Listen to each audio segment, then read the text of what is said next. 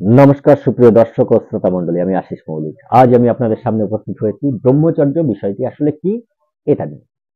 দেখুন, ব্রহ্মচর্য অর্থটা কি এটা আমাদের জানতে হবে। দ্বিতীয়ত, ব্রহ্মচর্য কি শুধুমাত্রই বীর্য ধারণ করা এটাকেই বলা হয়েছে ব্রহ্মচর্য, না অন্য কিছু? যদি আপনি ব্রহ্মচর্য পালন করতে পারেন তাহলে আপনি আপনার জীবনে সুখ, শান্তি সব ডেকে আনতে পারবেন। আপনি একজন সুখী মানুষে পরিণত হবেন। আপনি একজন শান্তিময় জীবন যাপন করতে পারবেন। আপনার সংসার শান্তিতে ভরে উঠবে। আপনিও অর্থবান একটি মানুষে পরিণত হবেন। আপনি ধনী হবেন। আপনি সুস্থ জীবন যাপন করতে পারবেন। শুধু ব্রহ্মচর্য পালন করতে হবে আপনাকে। ব্রহ্মচর্য পালন করতে গেলে আপনাকে ব্রহ্মচর্য সম্বন্ধে জানতে হবে। দেখুন, আমাদের ভিতরে একটা ভ্রান্ত ধারণা আছে যে ব্রহ্মচর্য মানে হলো সংসার ধর্ম ত্যাগ করে দিতে হবে, স্ত্রী সম্ভোগ করা যাবে না, স্ত্রীর সঙ্গে সম্পর্ক রাখা যাবে না এবং বীর্য ধারণ করে রাখতে হবে। এটা হলো ব্রহ্মচর্য পালন। আসলে বিষয়টি তা নয়। ব্রহ্মচর্য শব্দের মধ্যেই রহস্য লুকিয়ে রয়েছে। আপনি দেখুন, ব্রহ্ম ব্রহ্ম শব্দের অর্থ কি? ঈশ্বর বা পরমাত্মা বা পরমেশ্বর, যে নামে অভিহিত করা হোক না কেন, সেটাই হলো ব্রহ্ম। এই ব্রহ্ম কি? ব্রহ্ম হলো সর্বগুণান্বিত, সর্বশক্তিমান, সর্বত্র বিরাজমান। তিনি মুহূর্তের মধ্যে যা ইচ্ছা তাই করতে পারেন। ব্রহ্ম। চর্য অর্থ আচরণ করা, অর্থাৎ আপনি যদি ব্রহ্মচর্য পালন করতে চান তাহলে আপনাকে ব্রহ্মেরই আচরণ করতে হবে। যখন আপনি ব্রহ্মের আচরণ করতে পারবেন তখনই আপনি ব্রহ্মচর্য পালন করতে পারবেন। ব্রহ্ম হতে হবে আপনাকে, আপনাকে নিজেই ব্রহ্ম হতে হবে। আপনাকে ভাবতে হবে আপনি ব্রহ্ম, তবেই আপনি ব্রহ্মচর্য পালন করতে পারবেন। অহংকার বসে না, এর ভিতরে যুক্তি আছে, সেই যুক্তিকে আপনাকে প্রয়োগ করতে হবে। যদি একটি মানুষ তার জীবনে ব্রহ্মচর্য পালন করতে পারে না তাহলে সেও যা ইচ্ছা তা করতে পারবে। দেখবেন আমাদের হিন্দু ধর্মগ্রন্থে বলা আছে যে বিষ্ণু ইচ্ছা করলেন তিনি সৃষ্টি করবেন, তিনি সৃষ্টি করলেন, তিনি ইচ্ছা করলেন সৃষ্টি করলেন, তিনি যেটা ইচ্ছা করছেন সেটা করছেন। তাহলে আপনি যদি ব্রহ্মচর্য পালন করেন, সেই ব্রহ্মের আচরণ আপনি পালন করেন, তাহলে আপনিও যেটা চাইছেন সেটা পেতে পারেন। আপনি সুখ চাইছেন, সুখী হতে পারেন। আপনি শান্তিময় জীবন চাইছেন, শান্তিময় জীবন আপনি পাবেন। আপনি যদি সুস্থ জীবন চাইছেন, সুস্থ জীবন পাবেন। আপনি ধনবান হতে চাইছেন, ধনবান হতে পারবেন। আপনি প্রভূত অর্থশালী হতে পারবেন। এটাই আমাদের সনাতন হিন্দু বৈদিক শাস্ত্র বুঝিয়েছে, কিন্তু আমরা না বোঝার ফলে আমাদের ভিতরে যে আমাদের গুরুরা ছিলেন তারা আমাদের ঢুকিয়ে দিয়েছে, কারণ তাদের আমাদের সায়েন্টিফিক কোনো জ্ঞান না থাকার কারণে তারা আমাদের ঢুকিয়ে দিয়েছে শুধুমাত্র বীর্য ধারণ করে রাখাই হলো ব্রহ্মচর্য, অর্থাৎ স্ত্রীর সম্ভোগ না করা, স্ত্রীর সংযোগ না রাখা হলো ব্রহ্মচর্য। সেই জন্য দেখবেন কিছু মানুষ তারা কি করেছে, ঘর সংসার ত্যাগ করে দিয়ে তারা কোনো মঠ মন্দিরে চলে গেছে এবং কিছুদিন থাকার পরে তার একটা উপাধি দেওয়া হয়েছে যে তিনি সর্বানন্দ, তার পিছনে আরেকটি উপাধি লাগানো হয়েছে ব্রহ্মচারী বা দেবানন্দ ব্রহ্মচারী, বিভিন্ন উপাধি দেওয়া হয়েছে। কিন্তু দেখুন, ব্রহ্মচারী হয়েছেন অর্থাৎ তিনি ব্রহ্ম আচরণ করেই তো ব্রহ্মচারী হয়েছেন, তাহলে তিনি যা ইচ্ছা তাই করতে পারবেন, কিন্তু পারেন কি? না, কারণ তার ভ্রান্ত ধারণায় তিনি চলেছেন, সেই জন্য পারেন না। দেখুন, তার জীবনে রোগ ব্যাধি আসছে, তিনি কি সেই রোগ মুক্তি হতে পারছেন? না, পারছেন না। রোগ ব্যাধি কিন্তু তার জীবনে আসছে, অর্থাৎ ঈশ্বরের জীবনে কিন্তু রোগ ব্যাধি আসে না। এসে দাঁড়াবে কোথায় ঈশ্বরের জীবনে? পরমাত্মার জীবনে, ব্রহ্মের জীবনে রোগ ব্যাধি কোথা থেকে আসবে? আপনি যখন ব্রহ্ম আচরণ করবেন তখন আপনার জীবনে রোগ ব্যাধি আসবে কোথা থেকে? আপনি তো স্বয়ংই ব্রহ্মে পরিণত হয়ে যাচ্ছেন। যখন ব্রহ্মচর্য পালন করতে গেলে আপনাকে 6টা রিপুকে আপনার কন্ট্রোল করতে হবে। দেখুন, আপনি ধরুন একটি দুরারোগ্য ব্যাধিতে আক্রান্ত হয়ে আছেন এবং ডাক্তার আপনাকে বলে দিয়েছে আপনি 6 মাস কি 1 বছর বাঁচবেন। আপনি কি করছেন? ঈশ্বরের কাছে প্রার্থনা করছেন, হে ঈশ্বর, হে ভগবান, আমার রোগ মুক্ত করো প্রভু, আমার রোগ মুক্ত করো। আপনি কিন্তু রোগ মুক্ত, তাহলে জগতের সবাই রোগ মুক্ত হয়ে যেত এবং ঈশ্বর সকলের ডাকে, কিন্তু দেখা যাচ্ছে যে হচ্ছে না। কারণ কি, তার যে আমাদের 6টা রিপু আছে, প্রথম হচ্ছে কাম, দ্বিতীয় ক্রোধ, তৃতীয় লোভ, চতুর্থ মোহ, পঞ্চমত মদ এবং ষষ্ঠ মাৎসর্য।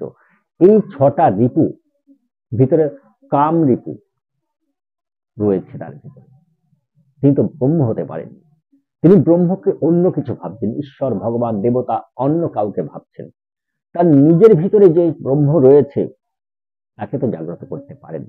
তিনি ভাবছেন যে কোথাও ব্রহ্ম আছেন, তিনি আমার কথা শুনবেন, তাই তিনি তার কাছে প্রার্থনা করছেন যে হে ঈশ্বর, আমার রোগ মুক্ত করুন। কোন একটি গরিব মানুষ, তিনি প্রার্থনা করছেন, প্রতিদিন পূজা পাঠ করছেন, ঠাকুরের ঘরে পূজা দিচ্ছেন, কোনো মন্দিরে গিয়ে পূজার ডালি সাজিয়ে নিয়ে গিয়ে প্রার্থনা করছেন যে হে ঈশ্বর, আমার দারিদ্রতা বিনাশ করো প্রভু, আমি আর পারছি না, আমার কষ্ট হচ্ছে, যন্ত্রণা হচ্ছে, দুঃখ, আমি সংসার চালাতে পারছি না, এত কষ্ট কেন দিচ্ছ প্রভু, এত কষ্ট কেন হচ্ছে আমার।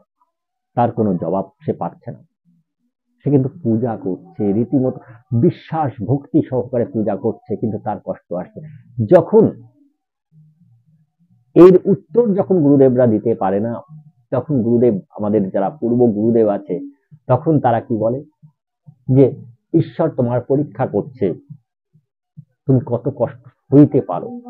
আসলে তাদের সায়েন্টিফিক কোনো জ্ঞান না থাকার কারণেই তারা উত্তর জানে না। সত্য বাস্তবতা এটা। আমরা তাদেরকে গুরু বলে স্বীকার করছি এবং তাদের কাছ থেকে দীক্ষা নিচ্ছি, তারা কানে একটি মন্ত্র ঢোকাচ্ছে এবং আমরা তাই মেনে নিচ্ছি। দেখুন, টপিকে ফিরে আসা যায়। এইসব গুরুদেবদের কথা না ভেবে, না শুনে সত্য পথে চলুন, ব্রহ্মের আচরণ করুন। ব্রহ্মের আচরণ কি? কামকে পুরো সংযম করে দিন, কামকে কন্ট্রোল করে দিন। কাম আপনার ভিতরে আসবে না, আপনি কামকে নিজের ভিতরে পুড়ে ফেলুন। শিব কামদেবকে পুড়িয়ে দিয়েছিল, আপনাকে শিব হতে হবে। মহেশ্বর কামদেবকে পুড়িয়ে দিয়েছিল। ব্রহ্মচর্যের প্রথম হচ্ছে কামকে পুড়িয়ে ফেলুন, সংযম করতে হবে, ধ্বংস করে দিতে হবে। কিভাবে ধ্বংস করবেন? কামকে কি ধ্বংস করা সম্ভব? প্রকৃত অর্থে কাম তো ধ্বংস হয় না, সে যেন পুনরায় সে আবার জন্ম নিয়েছে, তাকে আবার প্রাণ দেওয়া হয়েছে। এই কামকে সংযম করে কন্ট্রোল করতে হবে। এটা করতে গেলে ধরুন আপনি, বললাম যেটা, যে আপনি একটি দুরারোগ্য ব্যাধিতে আক্রান্ত হয়ে আছেন, তাহলে সেখান থেকে আপনি কি চাইছেন? হে ঈশ্বর, আমাকে রোগ মুক্ত করো, নয়, এটা বলবেন না। কারণ আপনি যে ফ্রিকুয়েন্সি পাঠাচ্ছেন, সেটা আপনি ফ্রিকুয়েন্সির ভিতরে রোগ শব্দটি উচ্চারণ করছেন, যে হে ঈশ্বর, আমার রোগ মুক্ত করো। আপনি এমন কারো কাছে চাইছেন যিনি হয়তো নেই, তার কাছে চাইছেন। আর আপনি যেভাবে ফ্রিকুয়েন্সি পাঠাচ্ছেন, যে ঈশ্বর, আমার কষ্ট হচ্ছে, আমাকে রোগ মুক্ত করো, কষ্ট হচ্ছে, সেখানে ফ্রিকোয়েন্সি পাঠাচ্ছে আপনার কষ্ট হচ্ছে, আপনি কষ্টময়। আপনি যদি কম্পিউটারে, আমি বলেছিলাম গত ভিডিওগুলিতে, যে আপনি যদি কম্পিউটারে এ টাইপ করেন তাহলে ডিসপ্লে কিন্তু এই আসে, বি টাইপ করলে বি আসে, আপনি যেটা টাইপ করছেন তাই আপনার জীবনে ফিরে আসবে। আপনি ফ্রিকোয়েন্সি পাঠাচ্ছেন, আপনার কষ্ট হচ্ছে, আপনার জীবনে কিন্তু কষ্টই ফিরে আসবে। আপনি কিন্তু সে কষ্ট থেকে মুক্তি তাহলে আপনাকে ফ্রিকোয়েন্সি পাঠাতে পারবেন না। আপনাকে ফ্রিকোয়েন্সি পাঠাতে হবে যে আমি সম্পূর্ণ সুস্থ। আপনি দেখুন, আপনি সম্পূর্ণ সুস্থ, আপনি পুরো শুয়ে আছেন বিছানায়, বিছানা সজ্জা হয়ে আছেন, তো দেখুন যে আপনি বিছানায় শুয়ে শুয়ে আপনি দেখুন যে আপনি সম্পূর্ণ সুস্থ। আপনার ভিতর থেকে যেন রক্ত কণিকাগুলো খুব সুন্দরভাবে চলাচল করছে, শ্বেত কণিকাগুলো যেন যুদ্ধ করছে এবং যুদ্ধে যে জীবাণুগুলো আছে সেগুলো ধ্বংস করে দিয়ে নতুন ভাবে আমার শরীরে কোষ সৃষ্টি করছে এবং আমি খুব সুস্থ হয়ে উঠছি, খুব সুন্দরভাবে সুস্থ হয়ে উঠছি। আমি এতটাই সুস্থ, আপনাকে দেখতে হবে যে আপনি দেখুন, আপনার অন্তর্নিহিত মন থেকে দেখুন যে আপনি সম্পূর্ণ সুস্থ হয়ে গেছেন, আপনি কাজ করছেন রীতিমতো, আপনি যে কাজ করতে চাইছেন সেই কাজ করছেন, আপনি দৌড়িয়ে বেড়াচ্ছেন, ছুটে বেড়াচ্ছেন, জিম করছেন, আপনি যা ইচ্ছা করছেন, আপনি দেখুন। অতএব আপনি যখন দেখবেন যে আমি করছি, তখন আর কারো কাছে চাওয়ার নেই। কামনা ভস্মীভূত হয়ে গেল, কামনা ধ্বংস হয়ে গেল, আপনার চাওয়ার নেই। তো আপনি তো সুস্থ হয়ে গেছেন, আপনি তো অলরেডি সুস্থ মানুষ। আপনি যখন সুস্থই মানুষ, তখন আপনি কি চাইবেন যে আমি সুস্থ, হে ঈশ্বর আমাকে সুস্থ করো, আমাকে সুস্থ করো? আর কামনা থাকলো না। আপনি গরিব মানুষ, আপনার প্রচুর টাকার দরকার, আপনার সংসার চলছে না, অর্থ কষ্ট চলছে। আপনি পুরো সোজা হয়ে বসুন, চোখ বন্ধ করুন, শ্বাস প্রশ্বাসের উপরে কন্ট্রোল করুন। প্রথমত কন্ট্রোল করবেন, প্রথমে ডান নাক দিয়ে নেবেন, কিছুক্ষণ ভিতরে রাখবেন, তারপরে ছাড়বেন। আবার তারপরে বাঁ নাক দিয়ে নেবেন কিছুক্ষণ, এইভাবে 2 মিনিট করার পরে বাঁ নাক দিয়ে নেবেন, কিছুক্ষণ ভিতরে রাখবেন, ছাড়বেন। এইভাবে যখন কিছুক্ষণ করতে করতে আপনার মন স্থির হয়ে যাবে, আপনি দিনে 2 থেকে 3 বার তো অবশ্যই করবেন, ঘুমাতে যাওয়ার আগে, রাত্রে এবং ঘুম থেকে উঠে। যদি পারেন 48 মিনিট ধরে করবেন, এবং আপনি তখন অনুভব করবেন যে আপনার কাছে প্রচুর অর্থ আছে। আপনার কাছে যখন প্রচুর অর্থ আছে অনুভব করবেন, আপনি ফিলিং আনবেন, তখন আপনি যে ফ্রিকোয়েন্সি পাঠাচ্ছেন এই মহাবিশ্বের চারিদিকে ছড়িয়ে দিচ্ছেন, সেটাই আপনি অর্থবান। আপনার কাছে তখন ডিসপ্লে হবে আপনি অর্থবান। আপনার তো চাওয়ার নেই যে ঈশ্বর, হে ভগবান, হে আল্লাহ, হে গড, আমাকে আমাকে একটু পয়সা দাও, আমাকে টাকা পয়সা দাও, আমার খুব কষ্ট হচ্ছে। এটা তো নাই। আপনি কামনা মুক্ত হয়ে যাচ্ছেন, আপনার কামনা নেই, কারণ আপনি প্রচুর অর্থবান। আপনি কার কাছে চাইবেন? এত অর্থ আছে যে আপনি মানুষকে দিচ্ছেন আর আনন্দ করছেন। ফিলিংস করুন, অনুভব করুন, আপনি যে প্রচুর অর্থবান মানুষ, আপনার কাছে প্রচুর অর্থ আছে, কোটি কোটি টাকার সম্পদ আছে, আপনি মানুষকে দিচ্ছেন এবং আনন্দ ফিল করছেন। আপনি কোনো পূজার অনুষ্ঠান করছেন, কোনো মহোৎসব দিচ্ছেন, এবং সেই মহোৎসবের মাধ্যমে দুর্গাপূজার মহোৎসব করছেন, বিশাল অনুষ্ঠান হচ্ছে, প্রচুর মানুষকে খাওয়াচ্ছেন, আপনার কাছে অর্থ প্রচুর আছে। অতএব আপনার চাওয়ার নেই। আপনি চাইলে কম পড়ে যাবে, পাবেন না। চাইতে হয় কিভাবে? সঠিক পদ্ধতিতে চাইলেই পাওয়া যায়। চাইতে হবে সঠিক পদ্ধতিতে।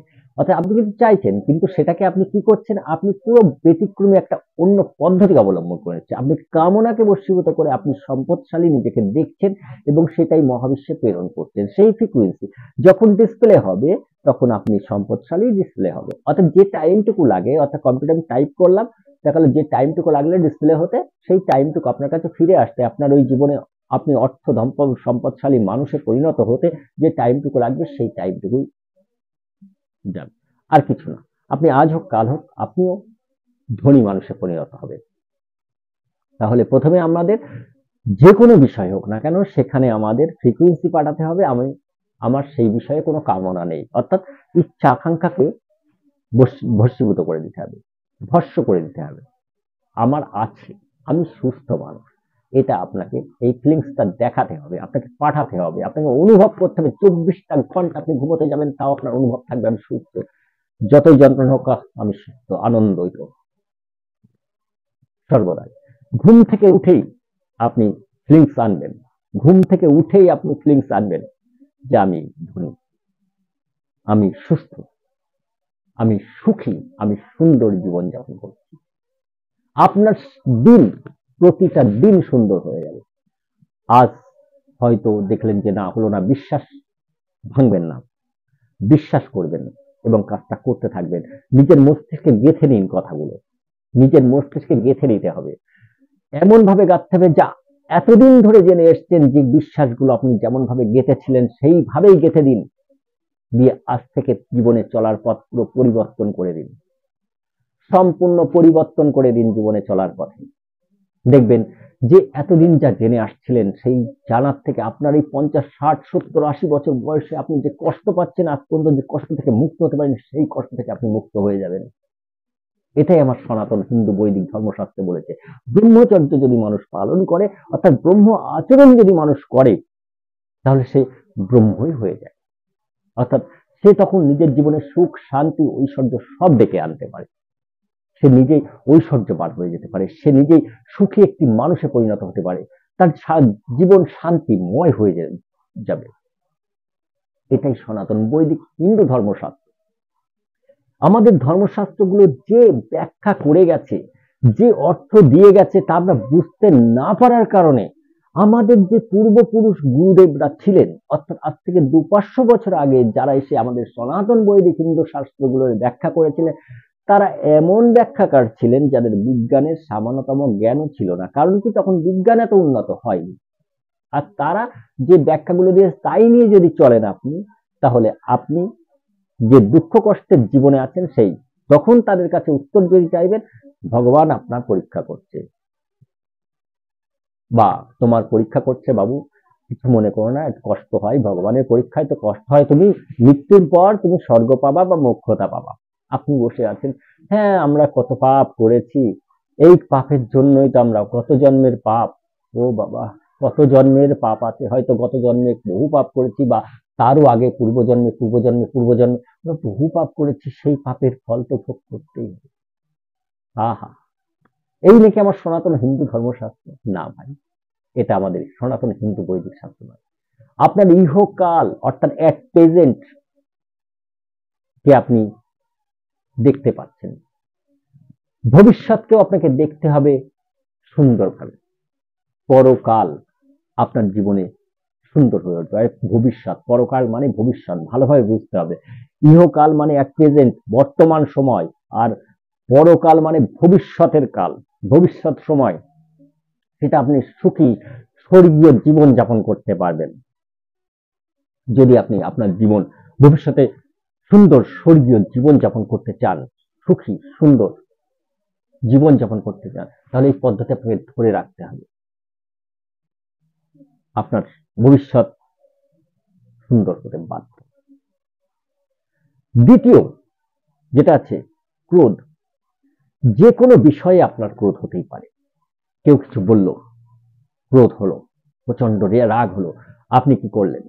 সেই রাগকে কন্ট্রোল করুন, সেই রাগকে সংযম করে, রাগ যখন উৎপন্ন হচ্ছে তখন আপনার ভিতরে এনার্জি তৈরি হচ্ছে, সেই এনার্জিকে আপনি নষ্ট করছেন, ক্রোধের মাধ্যমে আপনি এনার্জিকে নষ্ট করছেন। করবেন না, ক্রোধ করবেন।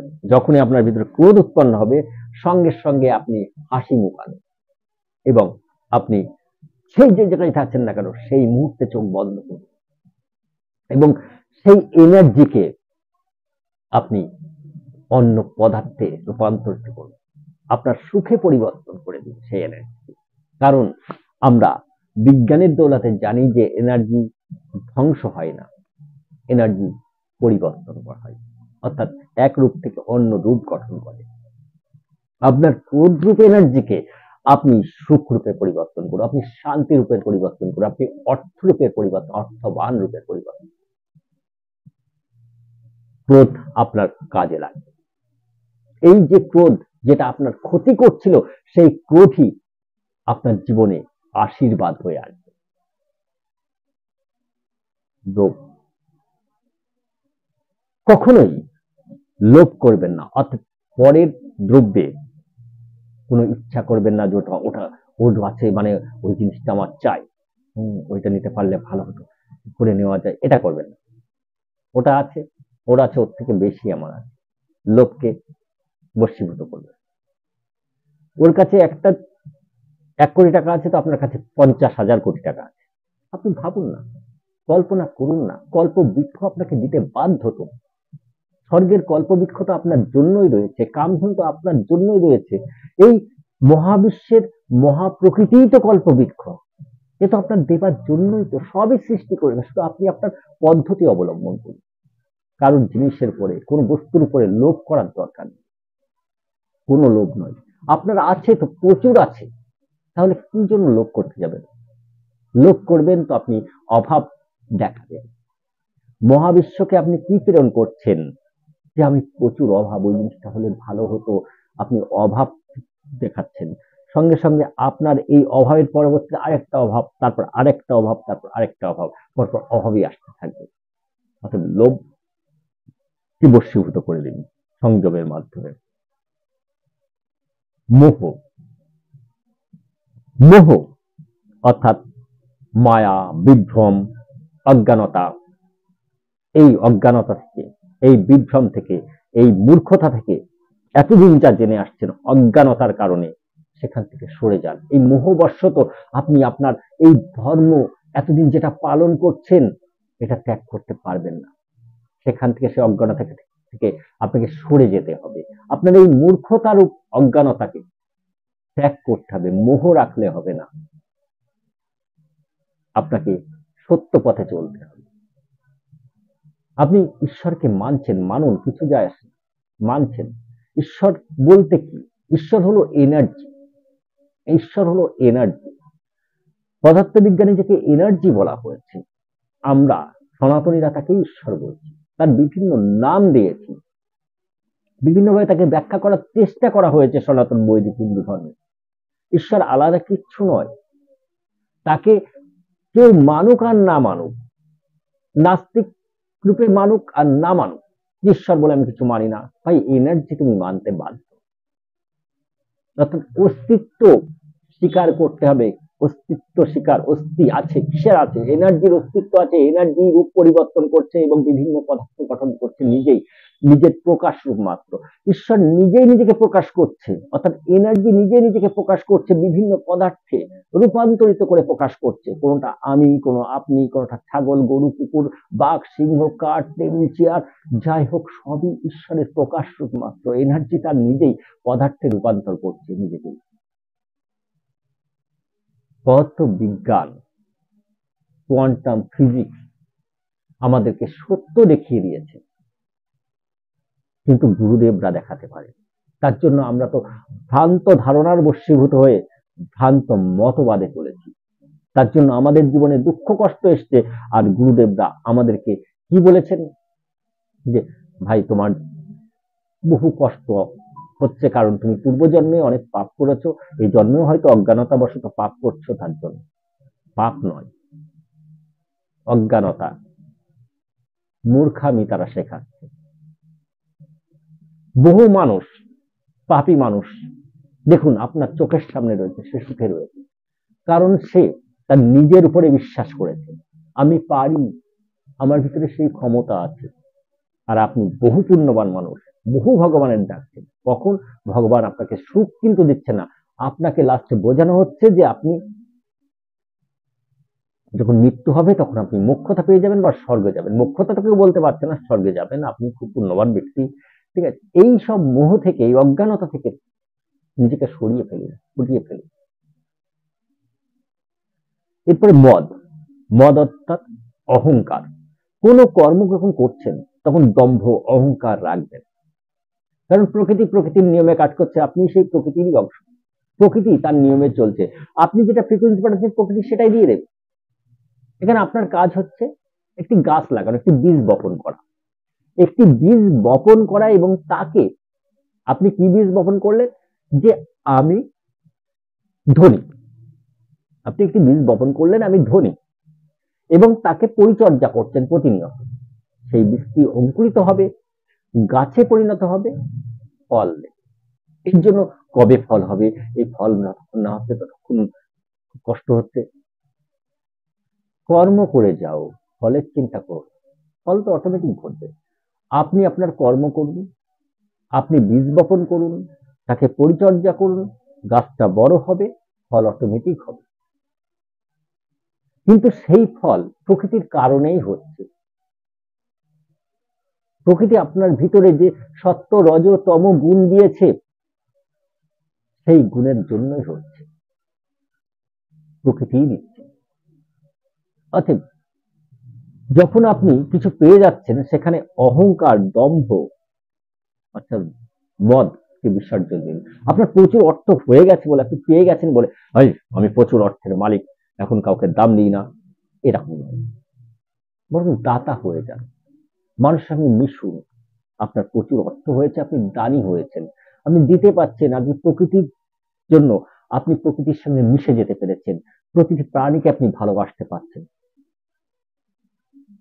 আপনি পাবেন ব্রহ্মচর্য, ব্রহ্ম হয়ে যান। ব্রহ্ম সবার জন্য, ব্রহ্ম হিন্দুর জন্য নয়, ব্রহ্ম মুসলিমের জন্য নয়, ব্রহ্ম খ্রিস্টানের জন্য নয়, ব্রহ্ম বৌদ্ধদের জন্য নয়, ব্রহ্ম বৈষ্ণবদের জন্য নয়, সাই বুড়োদের, শাক্তদের জন্য নয়, ব্রহ্ম সবার জন্য, ঈশ্বর সবার জন্য।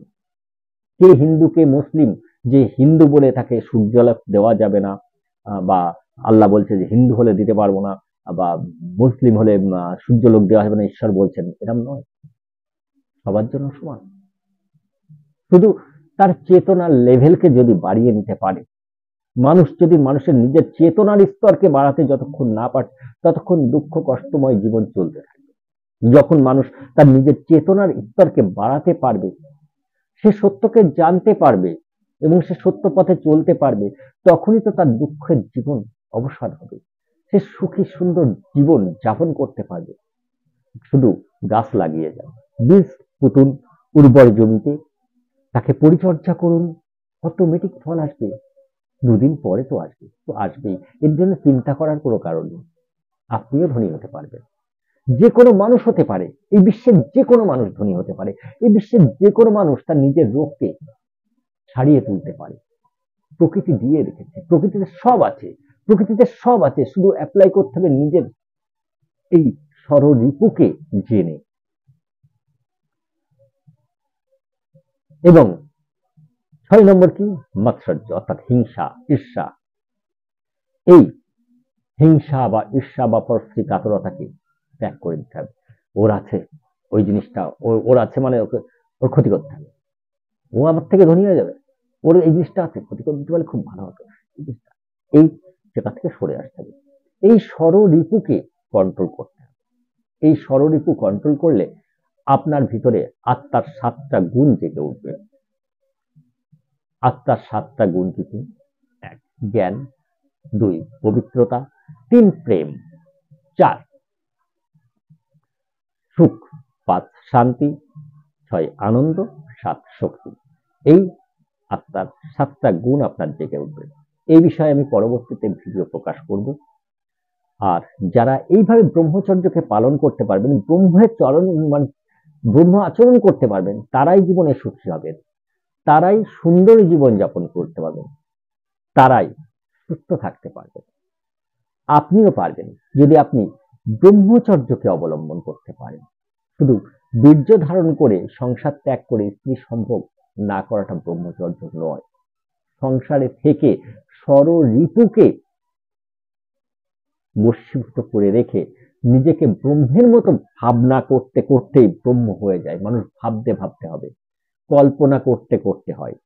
ভাবনা, এই ভাবনা থেকেই জগৎ সৃষ্টি হয়েছে। ঈশ্বর চিন্তা করলেন, তিনি সৃষ্টি করবেন, তাই সৃষ্টি হয়েছে। ঈশ্বর যদি চিন্তা না করতে, আপনি যদি চিন্তা না করতে পারেন, আপনি যদি ভাবনা না করতে পারেন, কিছুই সৃষ্টি করতে পারবেন না। আপনার জীবনে দুঃখ কষ্ট অটোমেটিক আসতেই থাকবে। কারণ আপনি চিন্তাই করছেন, ভাবনাই করছেন তো দুঃখ কষ্টের। আপনি তো সুখের চিন্তা করছেন না, আপনি তো শান্তির চিন্তা করছেন না। আমরা এতদিন কি ভাবতাম যে আমি তো শান্তির চিন্তা করি, কিন্তু আমরা কি সঠিক পদ্ধতি অবলম্বন করে শান্তির চিন্তা করছি, সুখের চিন্তা করছি, রোগমুক্ত হবার চিন্তা করছি? না, তার জন্য হতে পারছি না। আজ থেকে আপনি যদি এই পদ্ধতি অবলম্বন করতে পারেন এবং এই পদ্ধতি অবলম্বন করে পথ চলতে পারেন, আপনি অবশ্যই সুখী সুন্দর সুস্থ জীবন যাপন করতে পারবেন, অর্থবান মানুষে পরিণত হতে পারবেন এবং আপনি সমাজের একটি ব্যক্তিত্বশালী মানুষে পরিণত হতে পারবেন। শুধু সময় আপনাকে সব দেবে। সময় আপনার উপরে যে খাড়া চালিয়ে যাচ্ছে, আপনার মুন্ডুগুলোকে কাটছে, সেই মুন্ডুগুলো আর কাটতে দেবেন না। সময়ের উপরে আপনি যে নেগেটিভিটির এতদিন আপনার ভিতরে যে নেগেটিভ শক্তি, আসুরত্বের আসরিক শক্তি যেগুলো আপনার কষ্ট দিচ্ছিল, সেইগুলোর মুন্ডু কেটে সময়ের গলায় ঝুলিয়ে দেবে।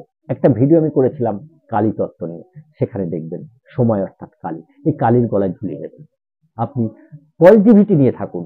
নেগেটিভিটি এবং পজিটিভিটি, নেগেটিভিটি তো আছেই, কিন্তু সেই নেগেটিভিটি এবং পজিটিভিটি দুটোর মিলন হলেই, দুটোর যুদ্ধ হলেই তো আপনি সুস্থ জীবন যাপন করতে পারবেন।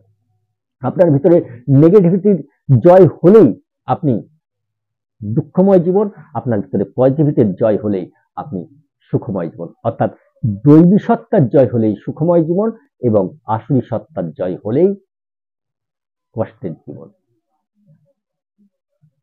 তাই সকলের কাছে আমি বিশেষভাবে অনুরোধ করি যে আপনারা জীবনকে পরিবর্তন করুন নিজের হাতে। নিজেই নিজেই জানুন যে আপনার ভিতরে সেই শক্তি রয়েছে এবং আপনি আপনার ভাগ্য বিধাতা। 6 দিনে ভাগ্য লেখা হয়নি। আপনার জন্মের 6 দিনে ভাগ্য লেখা হয়নি। ভাগ্য ঈশ্বর কখনো লিখে দেন না। ঈশ্বর বলে এমনি কিচ্ছু নেই। ঈশ্বর হলো শক্তি। যে শক্তিকে মানতে হয়। অস্তিত্বে আছে শক্তি। আপনি কোথায় মনে করবেন ঈশ্বর কোথায় বসে আছে? কোথায় দেখাতে পারবেন? কি প্রমাণ আছে ঈশ্বর আপনার কাছে আছে? মানে ঈশ্বর আছে কি প্রমাণ আছে? এটা অন্ধবিশ্বাস। শক্তিকে না জেনে অন্ধবিশ্বাস করাটাই মূর্খামি। শক্তিই সব। ইয়া দেবী সর্বভূতেষু শক্তিরূপেণ সংস্থিতা। হে দেবী, তুমি শক্তিরূপেই সর্বভূতে বিরাজমান। যাকে শক্তি বলা হচ্ছে তিনি দেবী। যাকে শক্তি বলা হচ্ছে তিনি ঈশ্বরী। যাকেই শক্তি বলা হচ্ছে তিনি ঈশ্বর। শুধু সংস্কৃত আর অন্য একটা বিষয় নিয়ে ওখানে বোঝাতে গিয়ে যেহেতু জ্ঞানী মানুষের জন্য, তার জন্য তো বলা হয়েছিল বেদ অজ্ঞানীদের জন্য নয়, বেদ সম্পূর্ণ জ্ঞানীদের জন্য, ব্রাহ্মণের জন্য। আজ আমরা বেদকে নিয়ে বিভিন্নভাবে আহ বেদকে নিয়ে আলোচনা করছি বানরের হাতে খুন্তা পড়ে যাওয়ার মতো। বেদ আমাদেরকে জীবনে কিভাবে চলতে হবে, জীবনে কিভাবে চললে আমরা উন্নতি করতে পারবো, সুস্থ থাকতে পারবো, শান্তিময় জীবন যাপন করতে হবে, বেদ সেটাই বলেছে। সেই বেদকে আমরা না বুঝতে পেরে বেদের বিভিন্ন বাহ্যিক অর্থ নিয়ে ফেলছি বা বিভিন্নভাবে বিকৃত করেছি। যেমন আমাদের হরফ প্রকাশনীর বেদ দয়া করে কেউ করবেন না, কারণ কি মুসলিমদের যে প্রকাশনা সংস্থা, সেই প্রকাশনা সংস্থা থেকে প্রকাশ করা হরফ প্রকাশনী সম্পূর্ণ সনাতনী বৈদিক হিন্দু ধর্ম যে মানুষগুলো আছে সেই মানুষগুলো যাতে ইসলাম গ্রহণ করে, যে হিন্দু ধর্মটা খুব একটা উন্নত না, আর ধীরে ধীরে ধীরে ধীরে ধীরে ধীরে তারা এই প্রচার চালাচ্ছে, বেদের বিকৃত করে দিয়েছে। আসলে তারা বেদের অর্থ জানে না, তারা কোরআন কোরআন অনুবাদী, তারা হচ্ছে কোরআন অনুসারী, তারা কোরআন হাদিস অনুসারী। তাই যারা সনাতনী আছেন বা যে কোনো মানুষ, প্রকৃত অর্থে মানুষ হতে গেলে, মানুষের মতো মানুষ হয়ে জীবনযাপন করতে গেলে আপনাকে বেদকে গ্রহণ করতে হবে, বেদের মতেই চলতে হবে, কোনো লৌকিক মত নয়। নিমায় শ্রী চৈতন্যদেব কি বললেন, রামকৃষ্ণদেব কি বলে গেছেন, তার মত গ্রহণ করে নিজের জীবন জলাঞ্জলি দেবেন, না নিজের জীবন সুখী সুন্দর সুস্থ করে তুলবেন, সেটা আপনার একমাত্র ব্যক্তিগত ব্যাপার। আপনি যদি নিজের জীবনকে দুঃখের সাগরে পাড়ি দেন, আপনি নিন না, মতবাদ গ্রহণ করুন না।